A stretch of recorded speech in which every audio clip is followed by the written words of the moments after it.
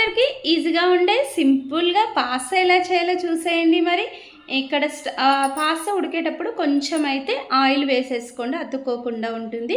ఇంకా స్టవ్ పై ఒక కడాయి పెట్టేసుకొని ఆయిల్ వేసేసుకొని కొంచెం జింజర్, గార్లిక్, మిరియాలు కూడా దంచి వేసేసుకున్నాను. అది ఫ్రై అయిన తర్వాత ఇంకా ఆనియన్స్, క్యారెట్, కొన్ని పచ్చిమిర్చి వేసేసుకొని అది ఫ్రై చేసుకున్న తర్వాత దీంట్లో కొంచెము తగినంత సాల్టు, మిర్చి పౌడరు, ధనియా పౌడరు వేసేసుకొని అది ఫ్రై అయినాక కొంచెం వెనిగర్ వేసాను, plus soya sauce, chilli sauce వేసాను. అది మంచి ఫ్రై చేసినాక ఫస్ట్ చెప్పాను కదా ఉడకబెట్టుకున్న పాస్తాను కూడా వేసేసుకున్న. అది మంచిగా మీడియం ఫ్లేమ్లో పెట్టి మంచిగా కలుపుకొని కొంచెం మగ్గనింకా మూత పెట్టేసుకున్నాను.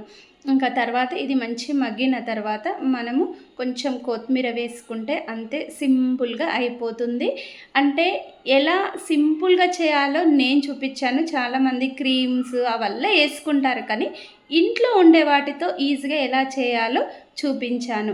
నా వీడియోస్ నచ్చితే లైక్ చేయండి, షేర్ చేయండి. ఇంకా ఎవరైనా సబ్స్క్రైబ్ చేయకపోతే సబ్స్క్రైబ్ చేయండి.